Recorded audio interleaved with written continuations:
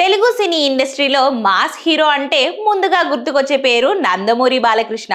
Young హీరోలకు ఏ మాత్రం తీసిపోకుండా వరుస యాక్షన్ సినిమాలతో దూసుకుపోతూ థియేటర్లలో పండుగ వాతావరణాన్ని క్రియేట్ చేస్తున్నారు బాలయ్య. ఆయన పేరు వినిపిస్తే చాలు అభిమానుల్లో ఉత్సాహం రెట్టింపై జై బాలయ్య అంటూ నినాదాలు చేస్తుంటారు.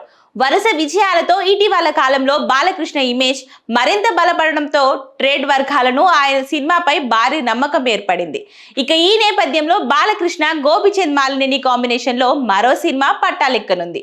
వీరిద్దరి కలయికలో గతంలో తెరకెక్కిన వీరసింహారెడ్డి ఘన విజయం సాధించడంతో ఈ కొత్త ప్రాజెక్టుపై అభిమానుల్లో భారీ అంచనాలు నెలకొన్నాయి. వెంకట సతీష్ కిల్లార్ నిర్మిస్తున్న ఈ చిత్రాన్ని వర్కింగ్ టైటిల్ NBK 111 తో రూపొందించనున్నారు.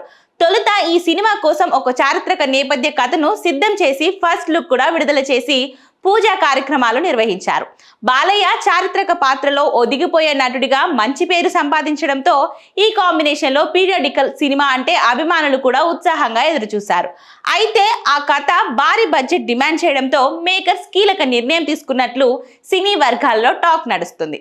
పీరియాడికల్ కథకు కావాల్సిన భారీ సెట్స్, విజువల్స్, గ్రాఫిక్స్ వల్ల బడ్జెట్ పరిమితులు ఎదురవడంతో ఆ కథను పూర్తిగా పక్కన పెట్టి సరికొత్త కథను సిద్ధం చేశారట. దీంతో ఈ చిత్రం ముంబై నేపథ్యంలో సాగే స్టైలిష్ మాస్ యాక్షన్ ఎంటర్టైనర్ గా మారినట్లు తెలుస్తుంది.